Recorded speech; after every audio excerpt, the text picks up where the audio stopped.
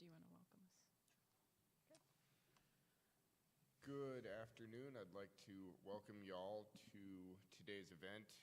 The title of today's event is Getting Out the Vote for Gender Equality. We have a round table, and today we'll speak broadly on both gender equality and gender equality candidates, and also on the importance of voting and voter registration, as today is National Voter Registration Day. So I'll do a sort of a brief introduction of our panelists, and we'll have a more extensive one later. We have Zakiya Thomas, the president and CEO of the Equal Rights Amendment Coalition. I'm Robinson Woodward-Burns. I'm an assistant professor at Howard University. We have from Black Girls Vote, I'm sorry, one more time. Lexi, who is a student representative for the Howard University chapter. And then we have Nandi Perry, who's the director of Diversity, Equity, Belonging, and Inclusion from Gen Z for Change. We're very excited to have everyone here. And just to kind of speak briefly on the importance of this event, and first I'd like to thank the Equal Rights Amendment Coalition and Black Girls Vote for joining the Howard Department of Political Science, as well as our Center for Women, Gender, and Global Leadership in convening today's Getting Out the Vote for Equality Roundtable.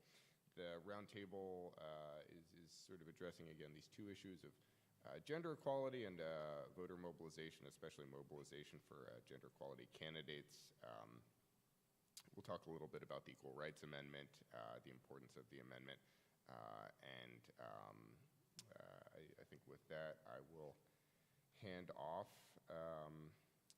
to Zakiya for broader introductions. Thank you, Dr. Woodward-Burns. So again, I'm Zakiya Thomas. I'm the president and CEO of the ERA Coalition and the Fund for Women's Equality. And I'm very excited to be here today, especially on Voter Registration Day, because so many of us forget the link between our vote, and our equality. And a great example of that is right now in the Senate, there's a bill that's being held up that could pass the Equal Rights Amendment, or sorry, it's already passed, that would make the Equal Rights Amendment the law of the land. And so the people that we elect are the ones who are making these decisions for us, and so it's important for us to elect equality. And we'll talk a little bit about our Elect Equality campaign. But basically what we're doing is trying to uplift candidates who support equality and make sure those are the folks that we are putting in places where they make decisions that are important to us in our equality going forward. So I'm very excited about this roundtable, because how do we get people elected? We vote. And how do we get people to vote? We register them to vote. That's why we're here on National Voter Registration Day, and that's why I'm so glad to have people here with us and those of you online, because it's a very important conversation, and we can't forget the link between our vote and our equality. So with that, Dr. Burns didn't actually introduce himself in depth, but he researches American constitutional thought and development, focusing on civil rights, federalism, slavery, and abolition. And he's a great supporter of our coalition, but also the Equal Rights Amendment in general. So thank you so much for being here. And he is our connection to Howard, so thank you for hosting us today. Lexi Burshrod is the treasurer of Black Girls Vote here at the Howard University chapter. And Nandi is the director of Diversity, Equality, Belonging, and Inclusion for Gen Z for Change. So let's kick it off, and let's talk about why are these midterm elections so important from your perspective, given the work you and your organization does. And Lexi, I'll start with you for that question. So thank you so much for the introduction. I'm so glad to be here. So for Black Girls Vote, we really like to mobilize the youth. And even though we are called Black Girls Vote, we really are about spreading education and voter awareness to people of all backgrounds.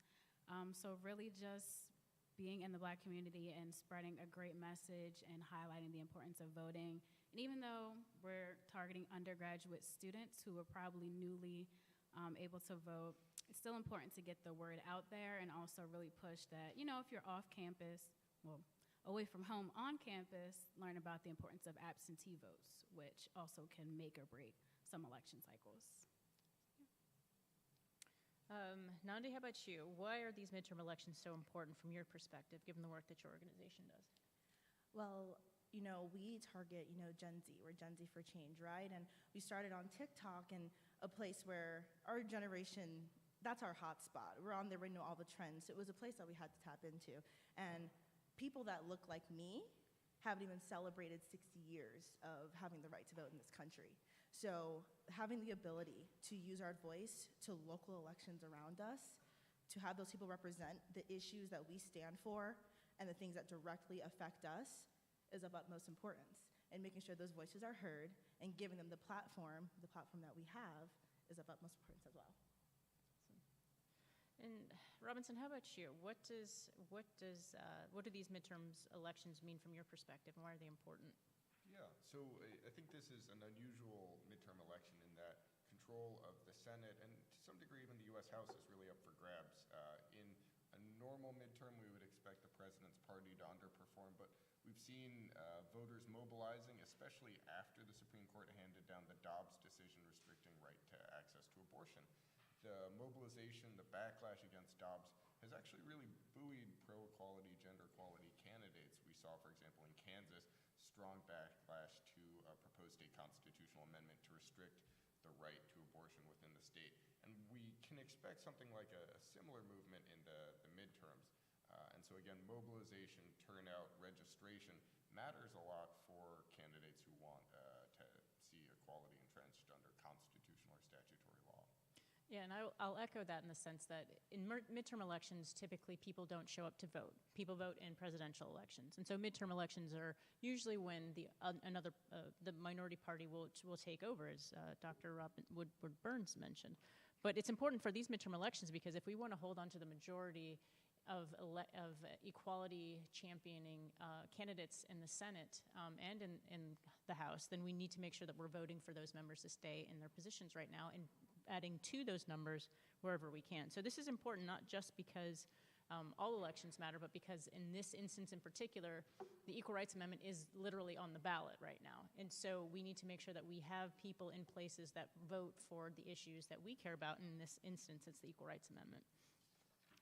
So my next question, Nandi, is I'm going to start with you. Given that you started during the 2020 elections, and this is the first midterm election cycle, what are you bringing to this year's midterms, and what things have you learned from the previous election? We learned that, verbal encouragement and providing, digestible visibility, because, reading an article or just watching the news can be overwhelming sometimes, especially coming from a generation who can't catch a break. We keep living through these historical events, and we are forced to have some level of political competence. So it can't stop at just providing the visibility. We have to give resources, encourage people to make their plans. And one thing we learned is young BIPOC voters are the voters we need to be encouraging, are the voters that are of utmost importance, because the freedom, and when those people use their voice, it's the freedom for everybody. They can ignore our petitions, they can ignore our posts, they can ignore our calls for accountability, but they cannot ignore our vote. So we're learning that that's where our attention and that's where our priority needs to land. That's where it needs to be. Yeah. And to your point, if your vote wasn't so important, people wouldn't work so hard to take it away from you, right? Exactly. And our voter apathy is their goal. We can't afford to have voter apathy because, like I said, we haven't even celebrated 60 years of having the right in this country to vote in the first place. So, instead of, they made it legal, but they're going to try their best to make it uncomfortable, and we got to fight against that. Robinson, why do you think it's important that Howard University is hosting this event, which uplifts both the Equal Rights Amendment and gender equality as an election issue with voters? Yeah, that's a great question, and I was really excited at the opportunity to do this here particularly. Howard has this long tradition of mobilization, both around gender and women's equality, and also around suffrage and female suffrage. And so, a little bit of history about the university specifically. In the 1910s, Howard was actually really active in the female suffrage movement. The Alpha Kappa Alpha chapter, the Delta Sigma Theta chapter, Xi Phi Beta chapter, Zeta Phi Beta chapters were all founded here, and they were all really active in the female suffrage movement, especially as they came really close to success. Now, they did experience a lot of discrimination in that movement. The Delta Sigma Theta chapter was literally put at the back of a big suffrage parade in 1913 that marched from the White House to the Capitol. But they were important in sort of building numbers in helping push ratification of the 19th Amendment, which forbade sex-based disenfranchisement under the Constitution.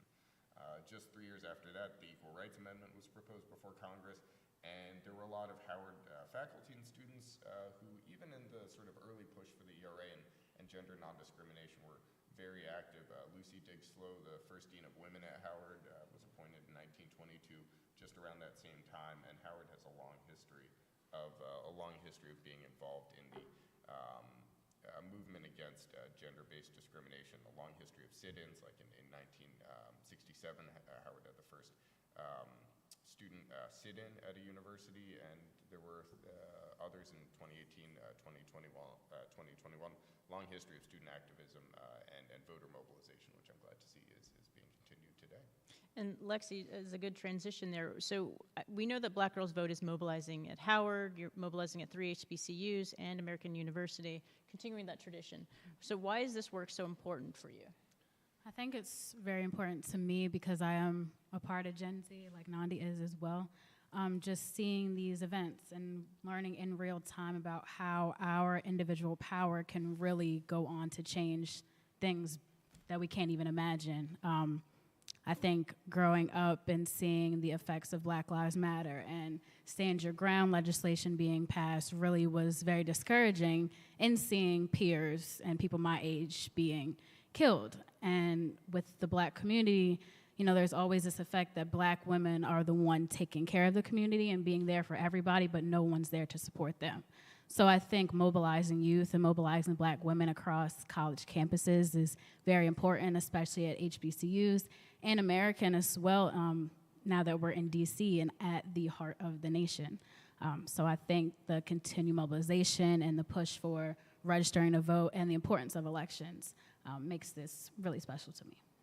And Nandi, do you want to pick up from there and also share why, from your perspective with Gen Z, focusing on Black youth, young adults, and especially Black women's votes is important to the organization?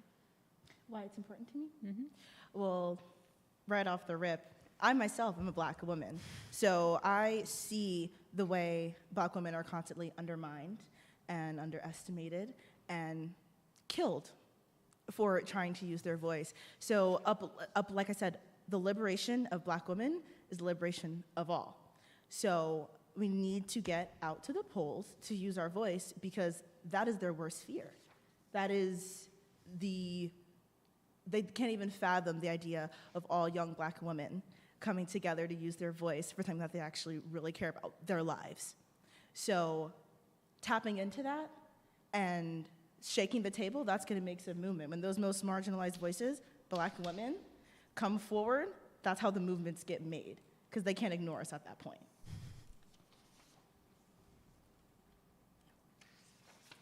So, Lexi, I want to go back to you for a second. Can you tell us a little bit more about the work you're doing here at Howard for Black Girls Vote and actually trying to get voters out? So, I mean, the closest thing coming up is our partnering with the DC Board of Elections on Thursday. Even though today is National Voter Registration Day, pushing this event to Thursday gives us this time to really get together, and with the DC Board of Elections being on Howard's campus, on the yard, in view of everybody, pushing, you know, the importance of being registered to vote. And then just at our organization fair we had a couple weeks ago, you have a lot of young people coming up to our table just wondering, you know, tell me what Black Girls Vote is about, and just giving my own personal spiel. My president giving the testimonies, pretty much our entire e-board. I think that the work on campus is very important, but we also do work off campus in the DC community. With DC being a historically Black city that is being taken over, you know, slowly by gentrification, it's really important for us that we're engaging with the community and being public servants and going out and helping people, but also educating them and educating ourselves in the process, because we can learn from DC.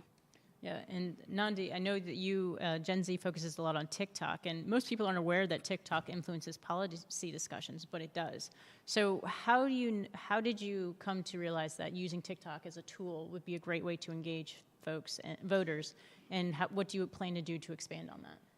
Well, you know, anywhere Gen Z congregates, discourse will follow. I mean, we lived through Tumblr. We saw that and how incorrect a lot of that discourse was. So it just felt like a resource that had to be tapped into. I mean, why not jump in and put in the correct information and some encouragement to have, you know, discourse surrounding really important issues, the right now issues. And, you know, we are continuing to help people roll out plans. And that's one of our biggest push. You need to make a plan. There are areas where it takes people hours to get to a poll. It is extremely suppressed. And that's the thing. They're not red states, they're not red areas, they're suppressed. They can't get to the places that they need to be. The resources are not being made available. So what we're doing is making the resources accessible, making it digestible, making it easy for you to make the plan so you're prepared for whatever comes your way. You know what issues are on the table, and you know what you're voting for, and you're not blindly going in or not going in at all. So, Awesome. So since we are part of the Equal Rights Amendment Coalition, I would like to ask you about the Equal Rights Amendment since you're a constitutional scholar here. So why do you think that the ERA is still important today? Or not even why do you think? It is. We know it's important. Why is the Equal Rights Amendment still important today? And why is it especially important to women of color? I know you're not one, but you can still speak to that as a constitutional lawyer. So the Equal Rights Amendment was proposed 99 years ago. It's close to its 100th anniversary. And what it would do is it would forbid sex discrimination by the federal or state governments under the U.S. Constitution. That's really important in a lot of ways. While there are some pieces of federal law that forbid gender or state-based discrimination, and there are some pieces of state law that do that, we kind of get an incomplete patchwork, which becomes pretty clear after the Dobbs decision again, which has restricted, for example, the right to access to abortion for a lot of women. What the Equal Rights Amendment would do is it would mean that under federal and state law, such kinds of discrimination would be formally constitutionally forbidden at the national level. Really important kind of thing to have for pro-equality advocates. Now, I'll speak for a second about where the ERA is currently and then also what it means as it relates to women of color specifically. The Equal Rights Amendment right now is still pending. It was ratified by the requisite 38 states, but we're still in this kind of limbo where President Biden and the Congress have not moved forward to have the National Archivist of the United States certify it and formally place it under the U.S. Constitution. So I think there's some advocacy to be done to kind of push the President and Congress to recognize the amendment as the 20th Amendment to the Constitution. In terms of what the Equal Rights Amendment would do, let's say for black women, if you look at the United States Constitution, it says that certain kinds of discrimination, for example, sex-based discrimination, the court doesn't have to hold as high as to a rigorous or strict standard in evaluating that discrimination as it would for race-based discrimination. And what this means is for women of color or black women appealing to the federal courts, they have to sort of make a choice on what part of their identity they'd like to appeal under, as one part gets greater protection constitutionally than does another. And so passage of the Equal Rights Amendment would, for appellees, for petitioners, would make it so that kind of difficult choice in petitioning would no longer be there. And that would kind of create a uniform umbrella for not only to prohibit not only discrimination on the basis of race, but also discrimination on the basis of sex, importantly. So a follow-up question there: does the ERA would the ERA cover men as well, or is it just women that the ERA will affect? The ERA prohibits gender-based discrimination, and so it would, as a result, include men or people who identify as non-binary. Any person who experienced discrimination on the basis of sex would be protected by the Equal Rights Amendment. And in this case, when we refer to sex, it's encompassing gender and sex, so that's not exclusionary in that respect. So I actually want to open this up. Why are you here focusing on getting people out to vote? And I just want to throw that out to the panel, and whomever wants to chime in, just go for it, because I think it's important for us to not only talk about what our organizations are doing, but why we are drawn to this and why we think this is such a big deal. Who wants to start? I can start. Well, our vote is really the only way we've seen our voice be taken seriously.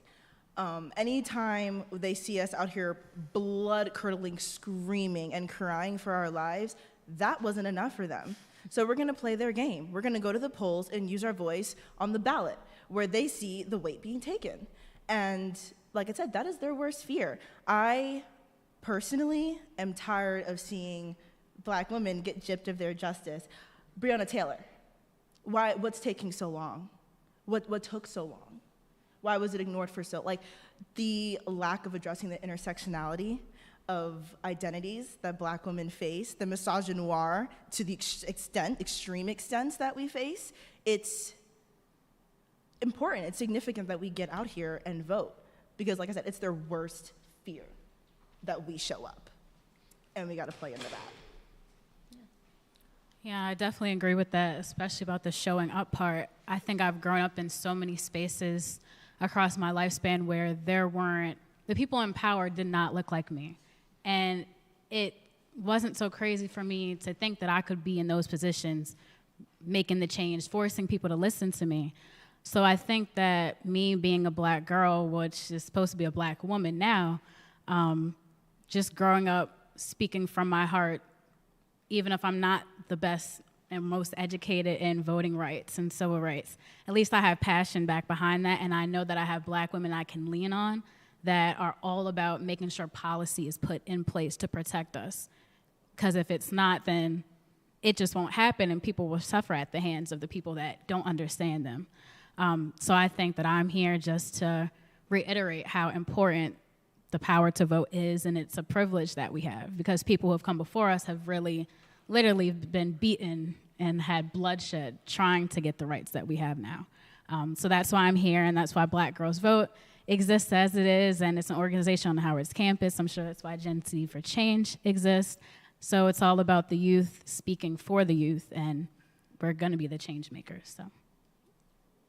Yeah, to that point, youth vote, black vote, and black women's vote matter, especially in places, if you think like Georgia, for example, states where we have very competitive, narrow elections, Wisconsin, Philadelphia. These are votes concentrated in cities, which are, as a result, easier to kind of weaken through gerrymandering, easier to weaken through race-targeted poll closures. We saw that in Georgia's 2018 gubernatorial election. But these are also states that really matter. We can imagine a situation in which in the 2024 presidential election, we have in Pennsylvania or Georgia an election denying governor who would flip the state to a candidate who might have lost the state's popular vote in a way that through very sort of technical constitutional ways could be semi-legal. Turnout in states like that really matters right now to prevent those kinds of outcomes. Those are nationally catastrophic outcomes that through black voter mobilization, youth voter mobilization, women voter mobilization, that we can prevent. And so it's really nationally important to see a lot of this action now. Yeah, and I couldn't agree with all of you more. I'm here because my vote matters, and if I don't stand up and take it, no one's going to hand it to me. No one's going to let me do what I need to. So if I want to make sure that my rights are guaranteed, I have to be here. I have to show up. I have to stand up. And I have to stand up for those who can't.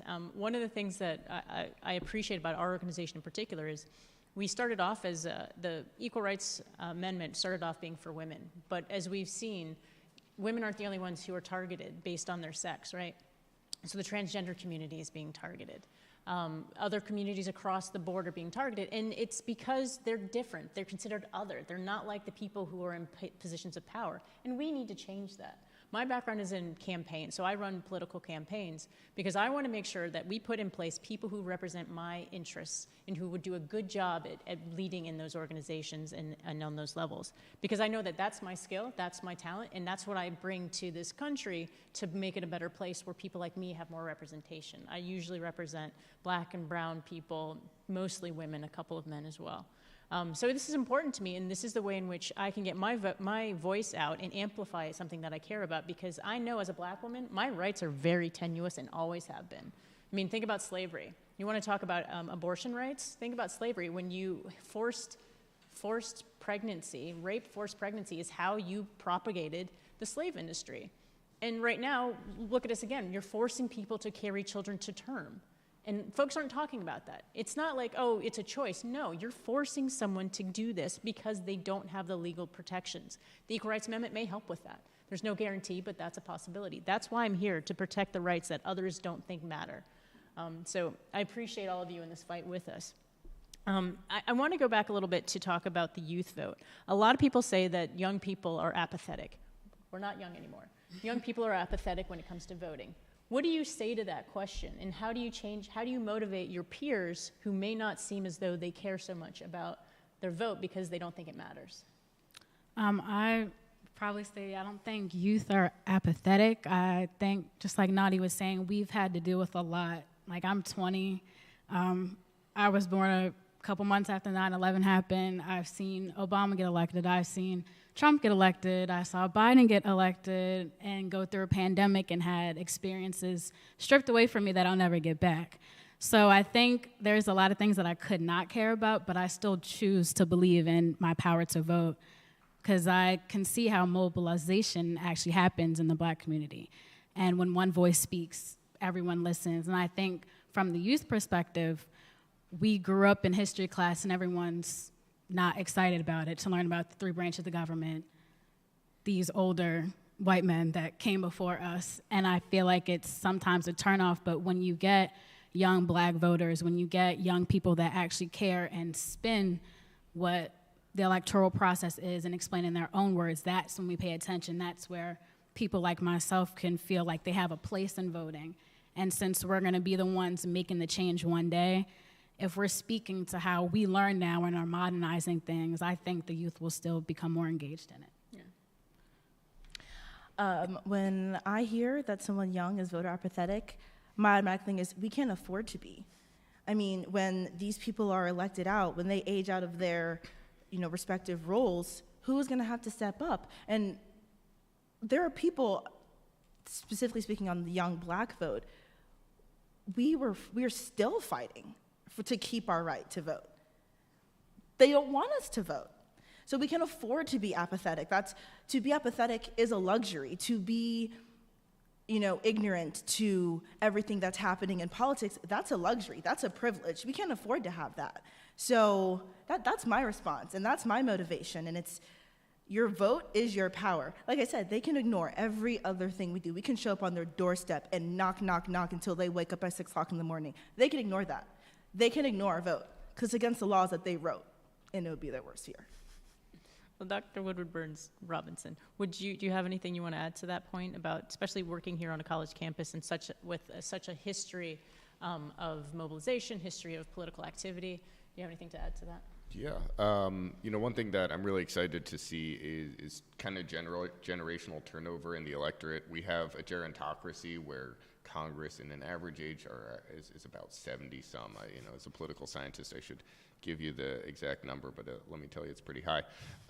And what we're seeing is something that we call cohort replacement. Newer voters are coming into the electorate. They have different priorities that don't match what their elected representatives want. And it's good that we're seeing this shift, because over time, through registration, through increased turnout, we can get this shift where we get representatives who are more representative, but that, again, requires having registration and turnout, which is why I'm so glad to see this action by y'all's organizations.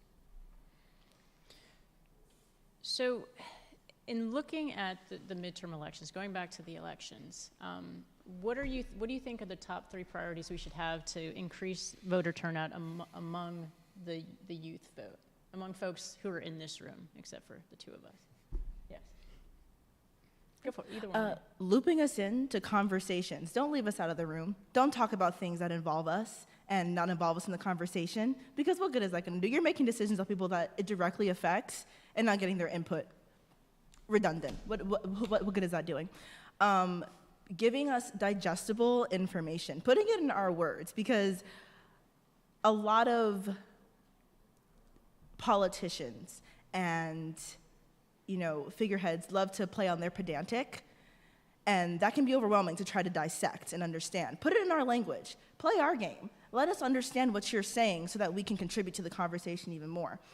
And 3, just encouraging people to make a plan and be prepared, because we've seen all the curveballs. We lived through all the curveballs. So we have to stay prepared. So just encouraging people to stay prepared and make a plan for their voting. I think that's the 3rd wrap-up priority.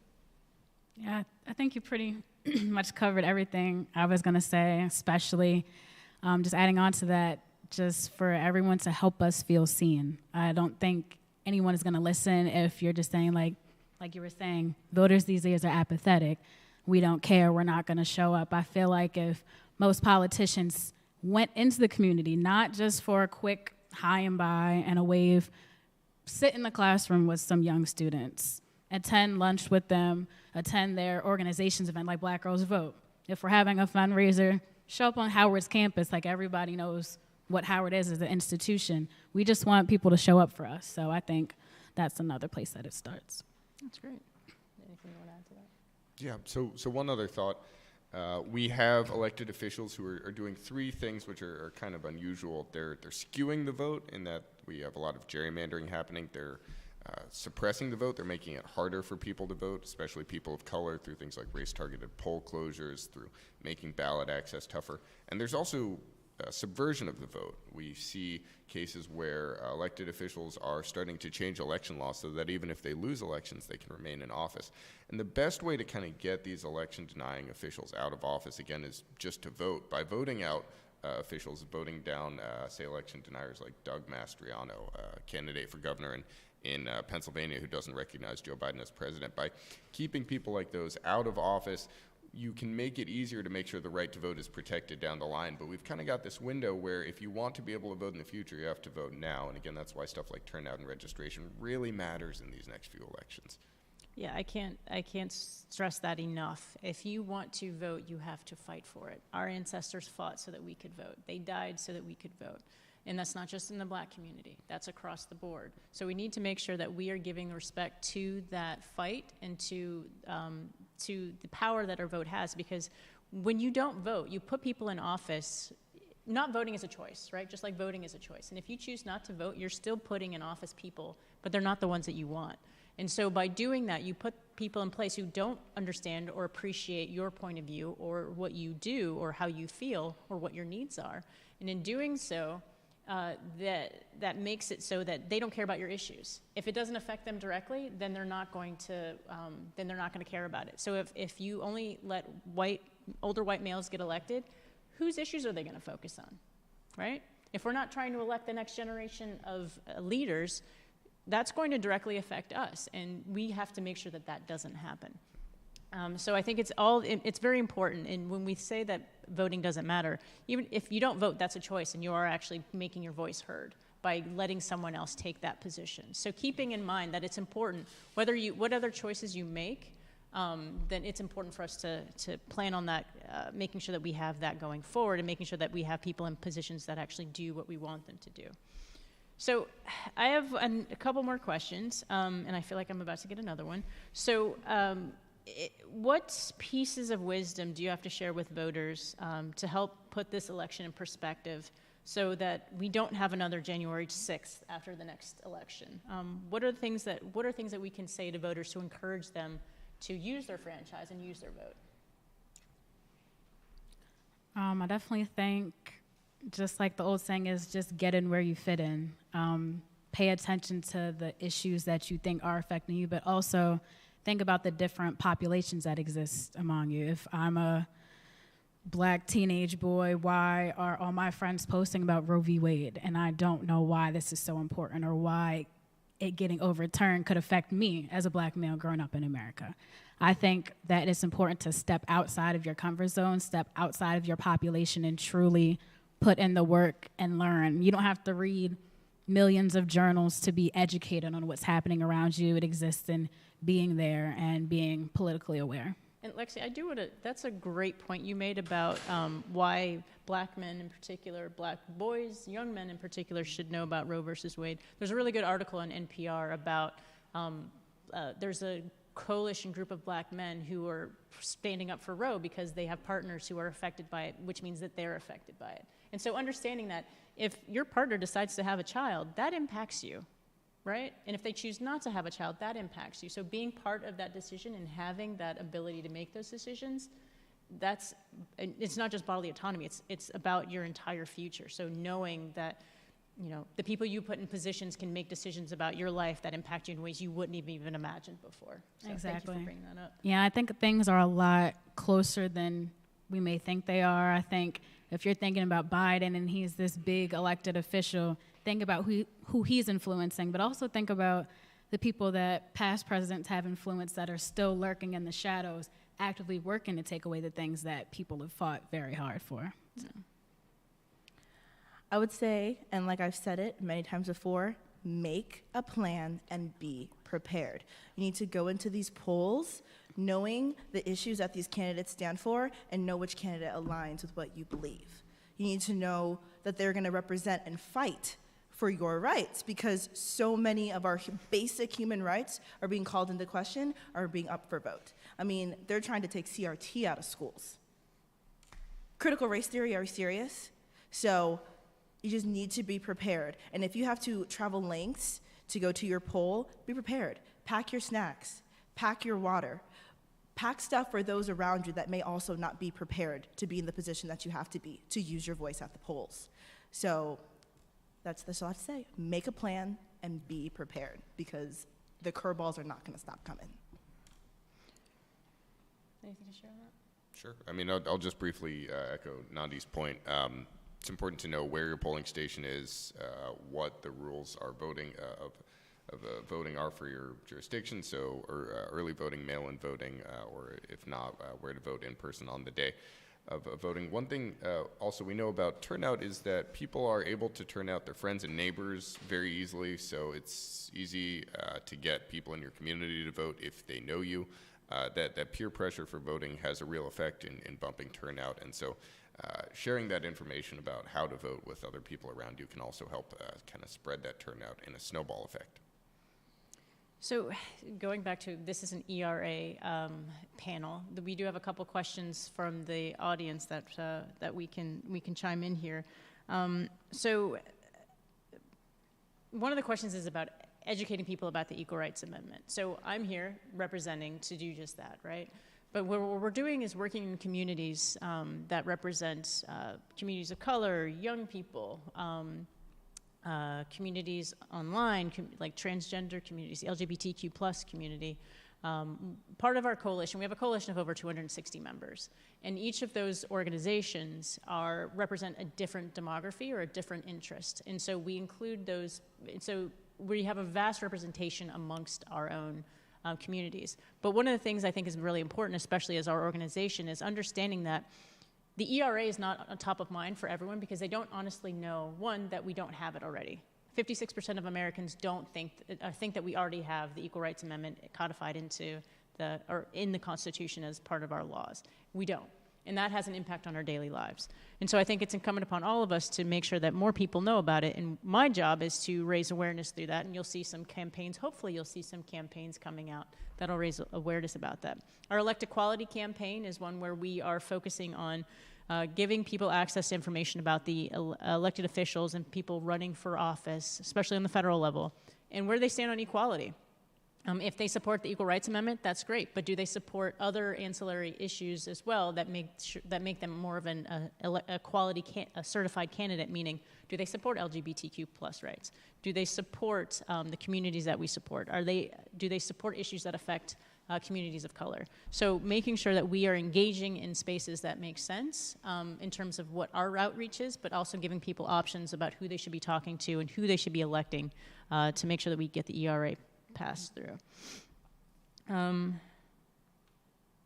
Sorry, we had a lot of volume issues on the stream, so I do apologize, everyone. A lot of these questions are about that. So what are some of the other tools that Gen Z and Black Girls Vote are using to get young people, particularly to vote, now that we have such a toxic climate going on? Well, continuing to create, digestible visibility in the issues, because with understanding will come movement. People support what they help to create. So when you'll understand what's happening around you, you're going to want to move faster. You're going to have a bit of a sense of urgency. And also just providing the resources, like I said, to make the plan. We are here to help you make that plan. If you don't know, we will have the tools and we will have the resources to send you to where's your polling place. What races near you are of utmost importance, who, stands on the issues that you want to fight for. That is, that's really our big push, is making sure people know what they're voting for and are voting issues-based instead of, affinity-based or retroactive voting, and partaking in those, rather toxic practices and voting for the things that matter to them and taking the time to learn. So we're making that accessible and putting it in your face so you don't have to do the work yourself. Yeah, giving people information, that's helpful. And giving them the correct information is also helpful. Yes, yeah. Battling the misinformation, because that in of itself is a whole boulder. Let's talk about the 2020 election if we want to talk about misinformation, and it hasn't gotten any better. Go ahead, Lexi. Yeah, I think what's important with Black Girls Vote and these collegiate chapters that are growing and expanding is that 2020 started a pandemic that's lasted the last 2.5 years, but coming back on campus, there's space that's open. We spent so much time on our computer screens, on Zoom. You know, when you close the laptop for the day, that's it. Like, you have no more connection to people. So Black Girls Vote hosting, if it's come out to the yard, get some readers, register to vote, or if it's opening a political discourse, or if it's just having a community event where we're picking up trash at a park, but I'm getting the chance to talk to someone. I'm building a sisterhood among the members. We're inviting the community. So I think opening up that space is really important. And with us being a collegiate chapter, being connected to a national board of a nonprofit organization that hosts brunches and balls and has internship opportunities, I think there is a plethora of information that's available, being made available to us by people that look like us. And I will always thank Black Girls Vote for helping me get more involved in the ways that I wanted to. Yeah, I mean, to Lexi's point there, community involvement, it works, and it also can help boost turnout and senses of voter efficacy, senses of efficacy among voters. We know that social media can spread misinformation. This is true across platforms, TikTok, Instagram, Twitter. People tend to kind of cloister themselves into like-minded communities and echo chamber and kind of ping-pong misinformation back and forth. That happened in 2016 in the presidential election, to a lesser extent in 2020. But actually getting out, sort of talking to neighbors, colleagues, and sort of having this face-to-face community engagement that works. And face-to-face community engagement, especially around turnout, works. We know from early political science literature in the early 2000s that person-to-person interaction, especially canvassing, works a lot better than social media does.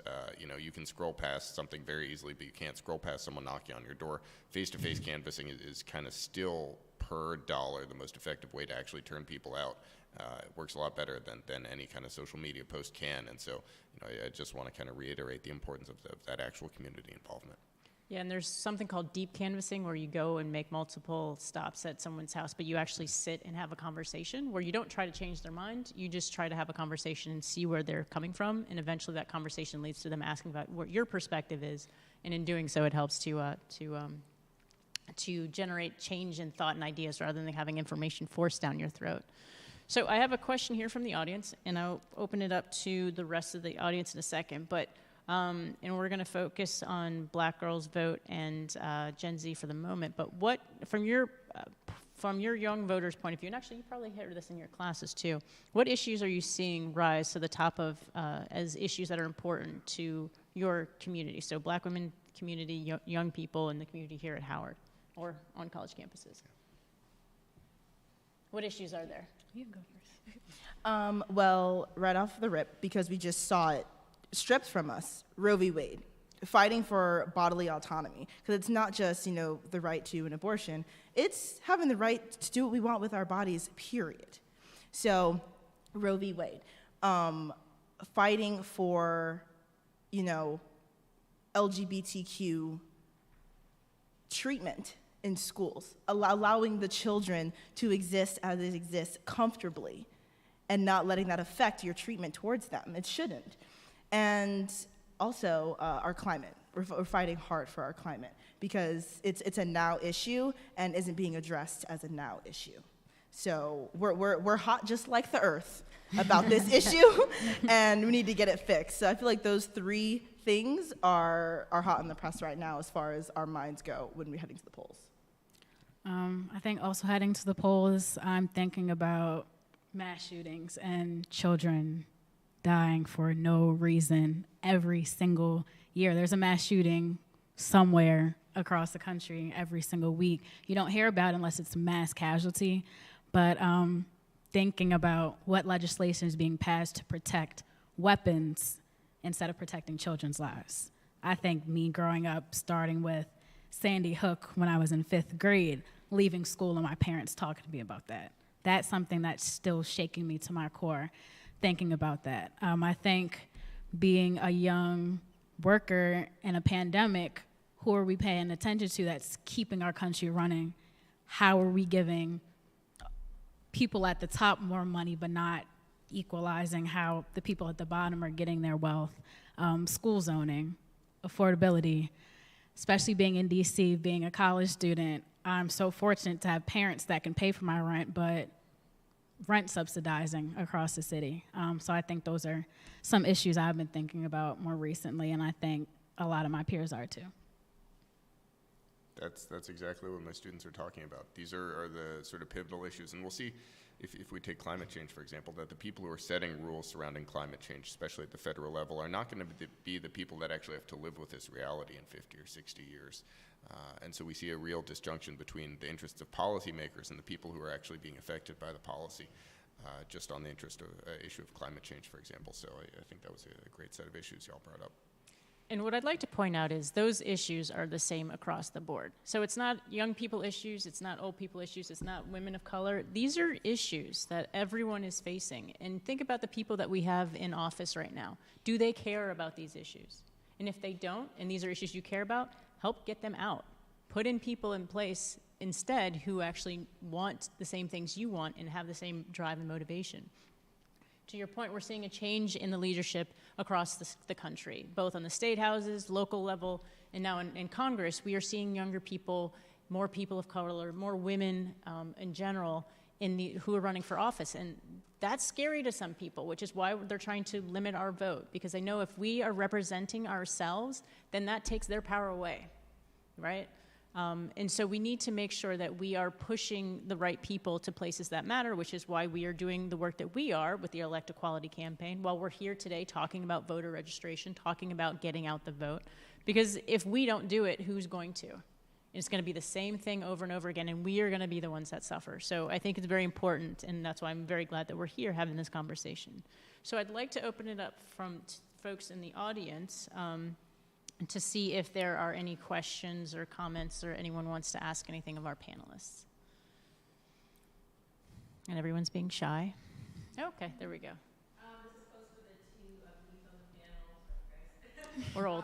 As far as your organizations, what would you say is your long-term goals? Because right now, of course, we're just making sure that youth are getting registered. But as far as your goals as an organizational capacity, what would you say are you guys long-term goals as far as where you want to be in the next couple of years? Putting those who are fighting to have a voice in the position of power where their voice can echo, making that representation seen. I mean, me and myself, being a director of a nonprofit organization as a young Black woman, I'm fighting to keep that door open so other young Black women can have those opportunities. And that's what our organization is also fighting for. We're fighting for the representation, we're fighting for the visibility, and the power in the voice that we hold. So that's our game. Yeah, and Black Girls Vote being a national nonprofit organization, which is also nonpartisan, being based from Baltimore, which is where I'm from, but thinking about redlining and school zoning, and Baltimore being historically Black, but having the effects of white flight and people coming in that really don't care about the community. I think the long-term goals is carrying on the mission of the organization and our founders, but also the spread of collegiate chapters. I think coming to school, you're at school, you're on a college campus, you go to the dining hall, but really just pushing people to really immerse themselves in their college campuses to make the places better that they visit instead of taking away from them, I think is also very important. So going forward, just having more powerful Black leaders be in the community and take back what they learned from school back home. Question in the back? Okay. I guess this is also for the two on the panel as well. Sorry again. But given that Gen Z has so many issues, or that we see so many issues going on in the world and in our country, do you ever see the Black agenda or reparations for American descendants of slavery ever being in our conversations as well? I see that being brought into a conversation, but in a Hey, multitude. Nandi, can we say the question again for the folks online? Yeah, Just go a ahead. second. Okay, No, yeah. can you just paraphrase real quick? So the question was, do you hear reparations and Black repayment coming back as a topic in your conversations?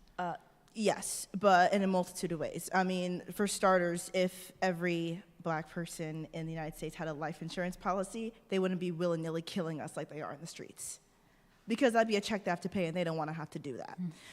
So I think that our reparations are going to be brought in a multitude of ways and always have a place at the table and in the conversation. Yeah, for sure.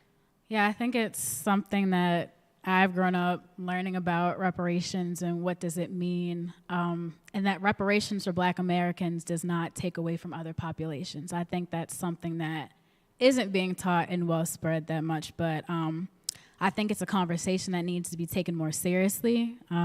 If the Black community could get back just as half as much has been stripped away from us, I think there's so many more opportunities that could be opened up. You could have more Black students in college instead of falling into this school to prison pipeline that has been plaguing every major city in America. I think really investing back into the Black community, I'm learning this in my seminar and community development class now, but really investing in small corporations will have a long-term effect on how the Black dollar is able to thrive and why Black businesses, as creative as they are, don't last more than 5 years, don't have a lot of employees.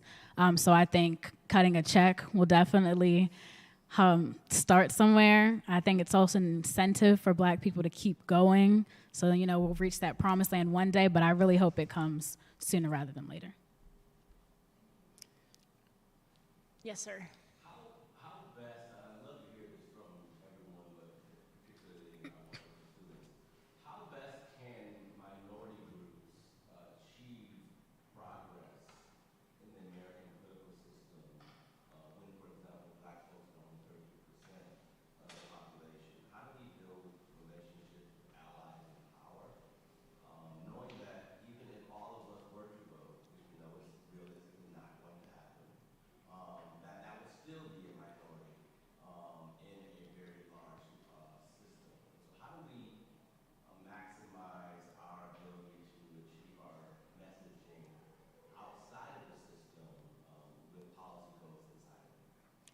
I actually would love to hear, because you guys are doing more on-the-ground work, I'd love to hear you start that question, then we can talk about the bigger picture too. Thank you, Dr. Perry.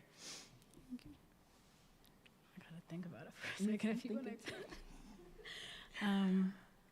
Could you repeat it one more time? Sure. So the question basically goes down to how do we increase our participation, and how do we make sure that we have representation in the community, in positions of power, so that we can have the leaders in place to represent us? Right. So I think there's been years and years of strategy. I mean, it's on an institutional level of how we can strip things away from people rather than building them back up. I think the honest answer is that we just, as Black leaders, we're in school getting poli-sci degrees. We're on pre-law tracks. We're mobilizing in different ways and being creative in how we can outreach our community. I think we truly just have to have the self-confidence in seeing the power and wanting to take it.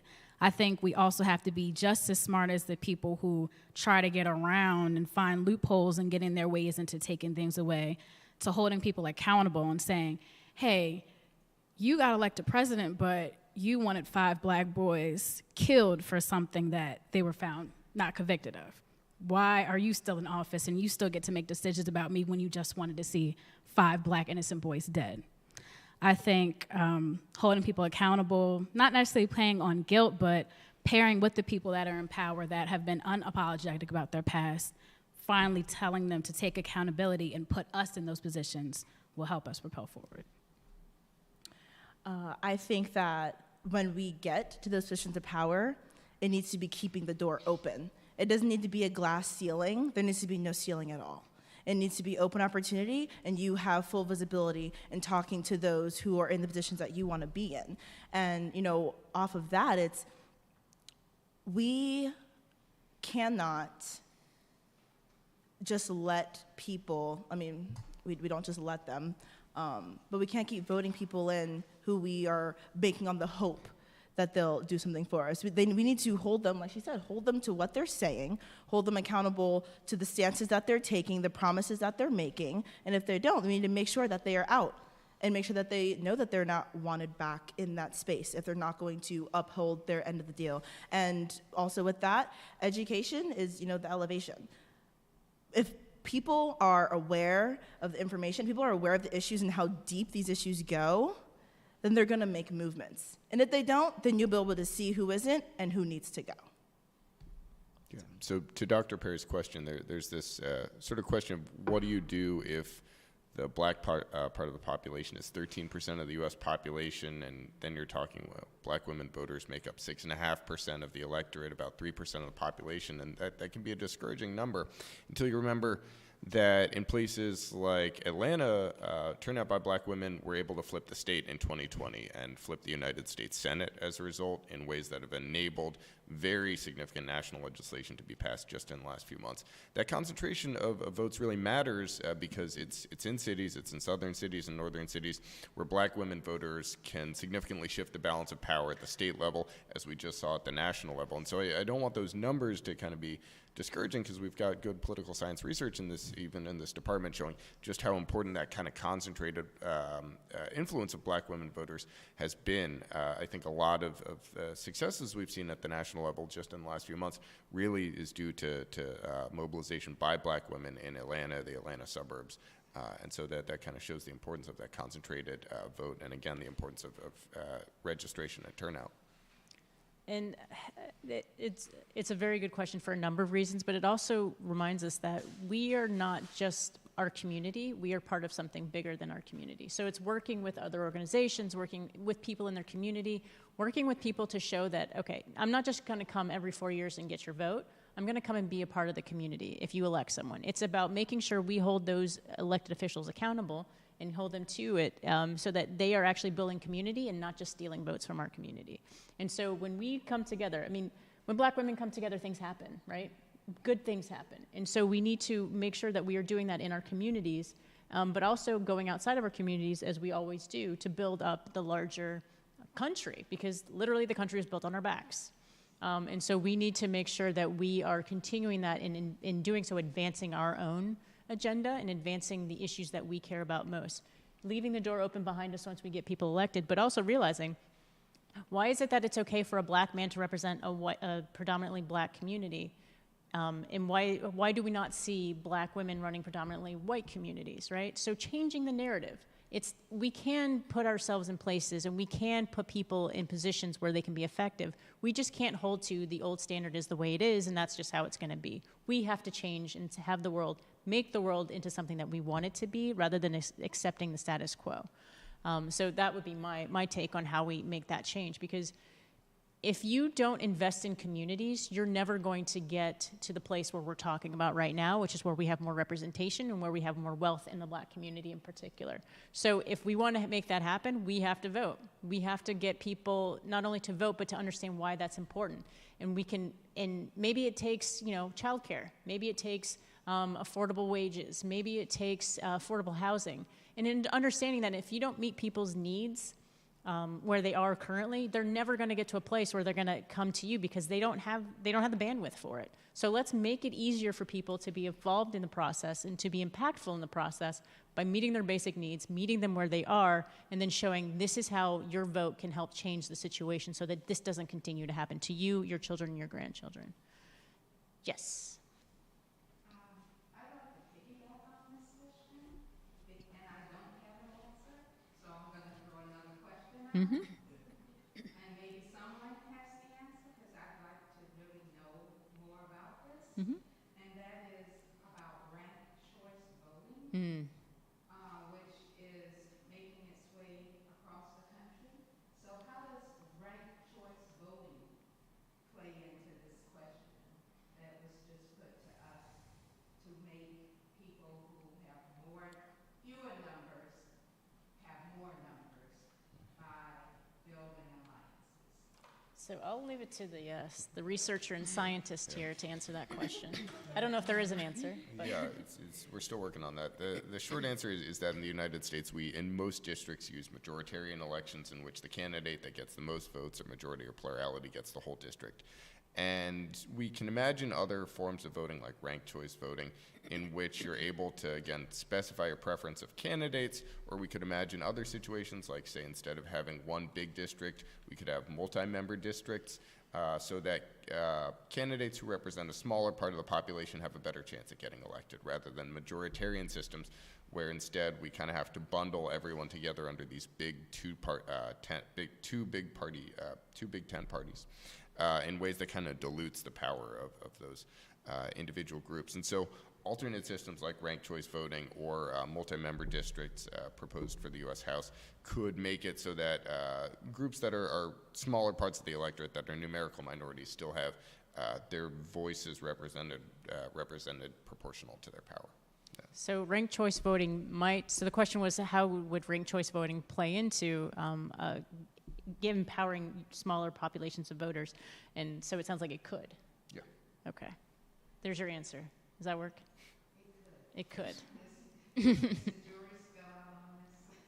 We're not seeing a lot of it in the U.S. Municipal elections. We're seeing it. If we had ranked choice voting for U.S. House elections, I think we'd have a much more representative Congress. That's a much heavier lift. But certainly in municipalities, smaller jurisdictions, I think that's certainly something we could push even here in Washington, D.C. Yeah, it has become an issue here in Washington, D.C. Mm. Yes. So it seems that as political divisiveness increases, so too does racial tensions between different racial minorities. One example I can think of currently is like affirmative action. Some groups believe it's very beneficial for them, others are very strong feelings on why it's not helpful for them. And then just other issues like that, I was wondering what your thoughts were. So the question is, in this era of increasing political divide, we also see an increase in racial tension, and that's intentional. Because think of it this way: if you're in power and you feel threatened by others, so whatever the other is, then your goal is to keep them divided. So we have a great example of this is in the women's community when we look at women's rights. If you there was tension between, even with with suffrage, women's suffrage, there was tension to keep black women and white women separate because they know that when you bring us together, we can do so much more. And so there are so many concentrated efforts to divide us, and that's part of the political division. It's not separate, it's not incidental, it is intentional. Because the longer you can keep us divided, the longer you can stay in power and maintain the status quo. When we work together, we can make change. And that's what we need to do.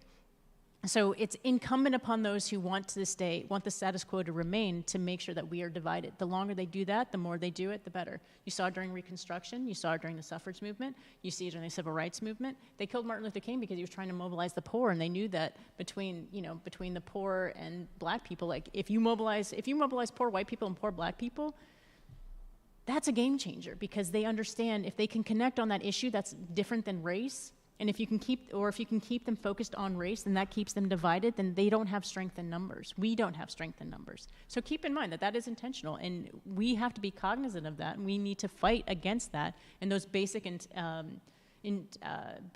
instincts to focus on our differences, because we have so much more that unites us than divides us. So much more in common than we have that divides us. Dr. Perry? I just want to throw out a query about kind of the relationship between descriptive representation in this context, meaning the need to elect more people who, let's say in this case, more black women in our elected bodies. How do we think about that challenge vis-a-vis the need, of course, to have allies who are not descriptively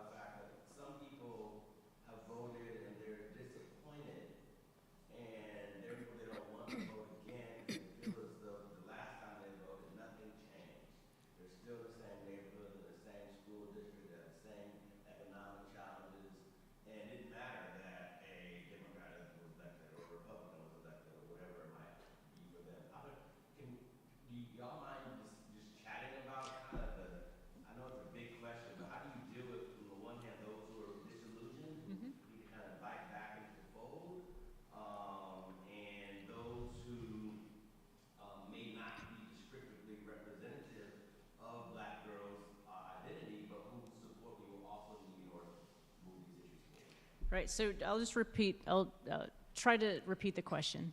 So the question comes down to how do we, when we're talking about descriptive politics and trying to get elect people based on like gender, race, so black women would be a category. How do we get those individuals elected, or how do we make sure that we have allies who understand and appreciate the issues of these populations? And the other question being, what do we do to target disillusioned voters who voted for, say, a Democrat or a Republican in whatever instance, and that person and that vote didn't make a difference for their day-to-day lives? So, you all want to start with that, because I got tons of answers for this one. But go ahead. I mean, our change can't be made overnight. It's going to have to be an effort that we continuously push at and push at and push at. So, I mean, for someone that, voted in 2020 and doesn't want to vote at all in this midterm election, it's, first of all, if your vote did not matter, they wouldn't be fighting so hard to make sure you couldn't have it. So like you said, you can't afford to have the voter apathy. That is a luxury. That's a privilege. So, I mean, just pulling on that, and also the, descriptive representation, we, like I've said, there's a lot more in common about us than there is different. There's a lot more points of intersection where we all meet than we think. So, a friend of mine may not be black, but I might be able to meet them on queerness. I might be able to use our queerness to bridge them into why so many issues are important for me as a black woman. And, just finding those points in a person's identity and using that to pull gravity towards issues that are directly affecting you can be really, really great tool, using your ethos. I think partly answering that question, I think when we think about allyship, we're reliant on the minority and the people that are struggling to teach others about what's going on. And I think the actual reverse needs to happen. If you're paying attention to this issue, you really have to become involved in it. You have to see it in the ground. You can't be reliant on me as a black woman to share my 20 years of living you and why slavery is still and will always be an important thing. Why I chose to go to an HBCU over a PWI. And instead of criticizing me for those things and all these white supremacist ideals that are being projected onto me and how I deal with them, instead of that, think about the ways that they can help me. And I think in terms of things not changing in day-to-day life, we have a very long, drawn-out, brutal history as a country. I don't necessarily think that one candidate can change the minds of everyone, but I think backing the right candidates that are looking to start small and just want to mobilize people, you'll start to see the change on different types of levels, because there shouldn't have been the instance of Roe v. Wade that because of a leak, we got exposed to something that just got overturned, and I never thought it was going to get overturned while I was still living, but it did, and it happened, and more things are going to be getting overturned soon.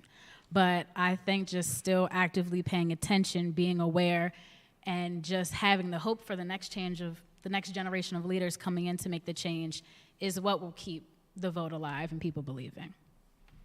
Sure. So on this question of descriptive representation, how do you get representatives who look like their constituents? We need to talk about structural factors here. You can't turn out or out-mobilize gerrymandering, right? That's why people gerrymander, is because no matter how many voters you turn out, you can just set boundaries of a district so that core group will always be a smaller part in the electorate than will be able to win the district. And so voter mobilization and turnout matters, but it matters so that you keep people off the ballot who are going to engage in gerrymandering or vote suppression or election subversion, right? These are kind of the three things that once they start snowballing, you can't get back on the horse after that, to mix metaphors. But the reason I kind of bring this up is because, again, it's not just about turnout after the fact. It has to be preemptive. And we're kind of on this precipice where once this stuff really starts snowballing, we're going to see more and more non-competitive districts. I'll give you an example. In Wisconsin in 2018, Republicans actually lost the popular vote for their lower house of their state legislature, but they won a majority of seats because of super, super targeted gerrymandering. We saw black voters packed into cities, or in some cases split out or cracked into other districts, cracking and packing. It's a very effective way of diluting voting power that prevents the kind of descriptive representation you might want to see. And so for people in precarious states like Ohio, North Carolina, Wisconsin, where you're seeing more and more of this suppression, gerrymandering, and vote subversion.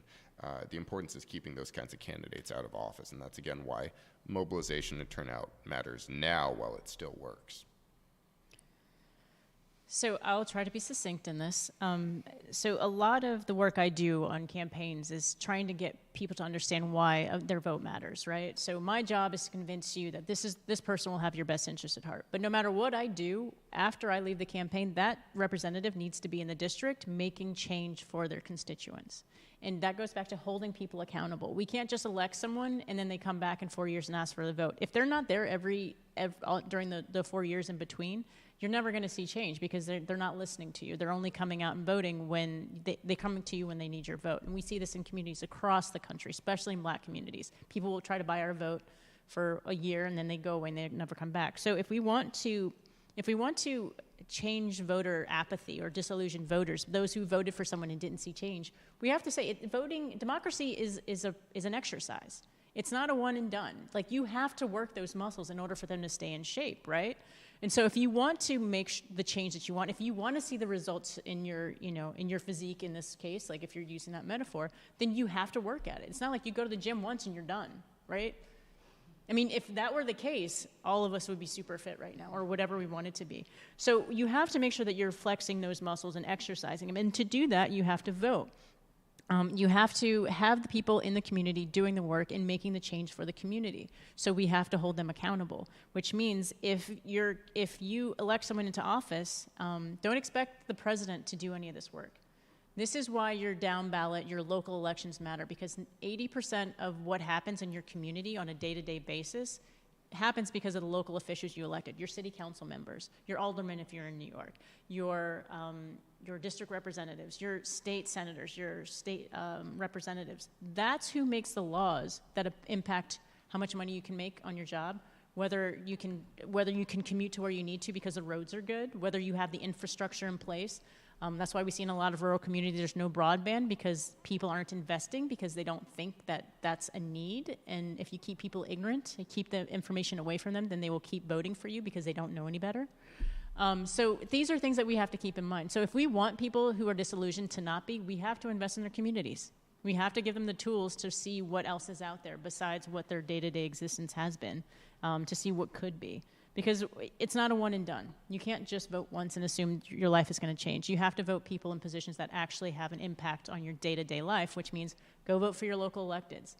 Don't just vote for the president. A lot of people just come out in a presidential election because there's so much money thrown into it. But if you don't vote for your school board member, then you're going to get people talking about critical race theory in an elementary school, which doesn't make any sense, right? It's a graduate level course or instruction. So if you want to see the change you want in the world, you have to make sure that you're using your power as a voter to put people in place and hold them accountable when they do things that are stupid, in your opinion.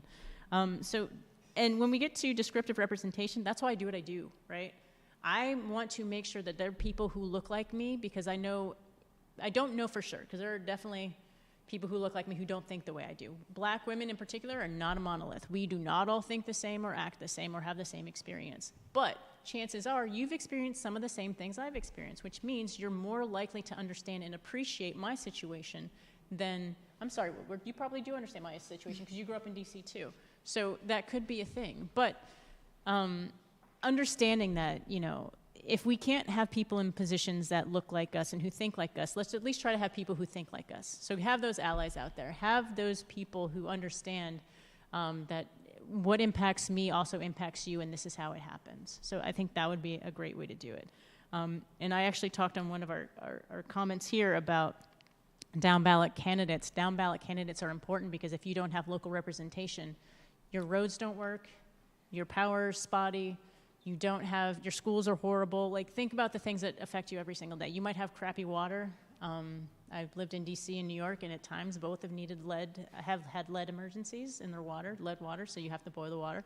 So just understanding, like, representation matters on all levels. And if you want change to happen in your community, focus on your local elections, because that's where the change is going to happen. Run for office in your local elections, because that's how you get people like you in places that matter. So I have a feeling at least 2 people on this panel will be running for office in sometime in the near future. So think about that. Like, it's not about you don't have to be, you don't have to be an old white man to run for office. Like, just change that narrative. That is not the United States in 2022. In fact, we've seen that in some cases people are out of touch. I'm not saying all old white men are out of touch, because I know plenty who are. But we have to make sure that if we want representation, we have to be putting ourselves out there and making sure that we, or people who think like us, are in positions that can make a difference. Yes, question. How do you think that we get out of this trend or pattern of, especially in presidential elections, having to choose between like a lesser of two evils, and how might this pattern be affecting voter apathy? So the question is, how do we get it out of this pattern of having to choose between the lesser of two evils in an election? So like you just have you have two choices in our democracy. And what was the second part of your question? And how might this pattern be impacting voter apathy? Also, again, I have lots to say on this, but I'll let someone else start on that. I can start. I think definitely the lesser of two evils narrative was really real to me in 2016 and 2020 as well. I think what sways me in one way or another is that if I'm picking one of these quote-unquote lesser of two evils, who are they bringing with them? I know that there is no perfect candidate. I think that what one candidate chooses to do once they get elected, like you were saying, Biden's the president, but who is his team and who's working with them? You have Kamala, who, is a black woman. She also is an Asian American as well. Who is she trying to bring in? What initiatives is she bringing to the table? So I hesitantly say that it's going to be hard to get rid of this lesser of two evils mindset, but I think that breaking down at it is still looking at your local officials and seeing the changes in your day-to-day lives. And if you're inspired by those changes, then you can have the hope and the faith that it'll, work its way up the totem pole and we'll get the right people in office in the right timing. I would say, just trying to vote as issue-based as we can, looking deep into what they believe, and like Lexi said, who they're bringing with them, because they can stand for themselves and have the little powers that they have, but like we saw what Trump did, how he decided to pack the justices. So what are these people going to do moving forward? And a lot of presidents start out, as representatives or senators or at these local elections, like we were told. So it's not going to be something that we can see turn over quick, but if we start paying attention to those local elections and watching them feed into, and potential what they could become, and that's fantastic. And also, we can't ignore the primaries. Yes. Like, it's just as important to show up to, big election day, but the primaries, the ballot is way longer. We have way more choices there. So if you know from there the issues you stand for and the candidates on the ballot, then you can use your voice there and have a little bit more control over, how evil the lesser of the two evils are going to be. So, yeah, just show up at the primary. Yeah, so great question. It might seem like the parties are the same, and if you've only seen like maybe the last two presidential elections, it might be kind of hard to tell them apart. But if you kind of take a longer horizon, you'll see that we're actually in a period of extraordinary difference between the parties, and that they're more polarized than they've been in about 100 years. It might be tempting to say that Democrats and Republicans are pretty similar, and if you looked back maybe 30 years, that would actually be true. In the 1992 election, maybe you could say that Bill Clinton was a closet Republican. But there are no people now who are Democrats that are going to jump to the Republican Party, or Republicans that are jumping to the Democratic Party relative to where we used to be. Statistically, we're a lot more polarized, and the difference really matters. We have one party that's trying to dismantle American democracy, another party trying to defend it. This is a bigger difference than we've seen in a long time. So it's easy to be, I think, disillusioned and say, my vote doesn't matter, the two parties are the same. But believe me, if one party successfully disassembles American democracy, you'll really see the difference between the two. So I want to sort of push back on the sense of apathy. The parties are very different. You know, on this question, though, of why do we only have two parties, you know, it's not a great system in that your vote really can get lost in these big parties in ways that you don't like you. As such, you may not be represented by the people you want to represent you. Ranked choice voting is a way to get around that. Multi-member districts are a way to get around that. Again, thinking in terms of outside of the box, especially in municipal elections or local elections where we can put in new kinds of laws to get more representative people. So that way you're at your let's say city council level, you have a better shot at getting a representative who looks like you and gives you what you want. So in the interest of time, I'll say our two-party system is part of the problem, right? If you think about it, our primary process is you have hyper-political people on committees, right? The Democratic committee, the Republican committee.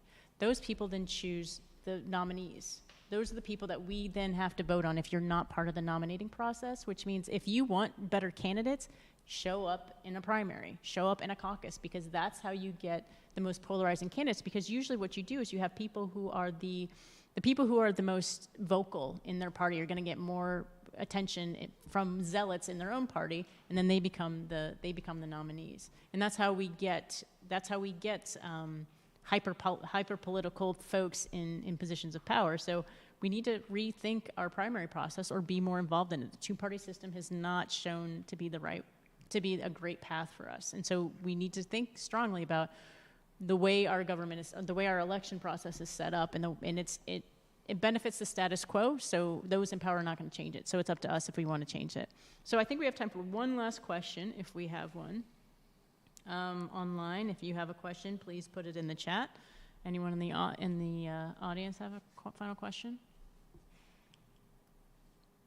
So I have one. So if you had to leave us with your final thoughts on the midterm elections and how we can encourage people to get out and vote. I know we've talked about this quite a bit, but if you had to leave us with one final thought, what would it be heading into midterm elections, given your organization and what you know about how elections are working these days? 3 words I'm going to say again. Make a plan. We have to be prepared. You just have to go in prepared. We can't afford to be blindsided by any candidates or issues. That's not something we can afford to have anymore. So just make a plan, know the issues you stand for, and vote for those who will fight for them. Kind of echoing that, just people, my parents say this to me, but like stay ready so you don't have to get ready. Just be informed, know what you want, know who you want to be out making that change. Hold on to your beliefs because these days they can get swayed so easily, I feel like. So, yeah, stay ready so you don't have to get ready. Yeah, I think that was beautifully said. I can't add much to that. You know, vote for pro-democracy candidates who will protect your right to vote going forward. And elect equality. So go out there and vote for folks who want to represent your equality and want to make sure that you have the rights that technically are yours, but we just need to enshrine. So thank you all. Thank you all for being with us here. Thank you all for being with us online. Again, with us today, we had Nandi Perry, the Director of Diversity, Equity, Belonging, and Inclusion for Gen Z for Change. We have Lexi Burshrod, the Treasurer of Black Girls Vote here at Howard University. And we have Dr. Robinson Woodward-Burns, who is an Assistant Professor of Political Science here at Howard, and also our host for today. And we have Dr. Perry, who is the Chair of the Department of Political Science. So thank you so much for being here, and thank you so much for having us. So thank you all again. It's a wonderful conversation. We appreciate your time, and look forward to seeing you two in the future. Yes. We'll see you again, but in a different capacity, I'm sure. But thank you all for being here. We really appreciate your time, and thank you all for being with us.